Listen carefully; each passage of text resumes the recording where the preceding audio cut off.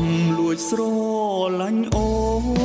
នតើស្រីស្ងួនដឹងខ្លួនខ្លាំងឬទេ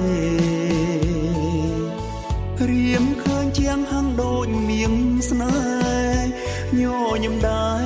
ពេលណារៀមបាចំស្រីខំលួចស្រឡាញ់អូនមើលចុះស្ងួនលៀមស្គមខ្លួនរីងរៃជាយូរហើយចាំចុងឡើយស្រីក្រែងពិសីប្រណីមកដល់រី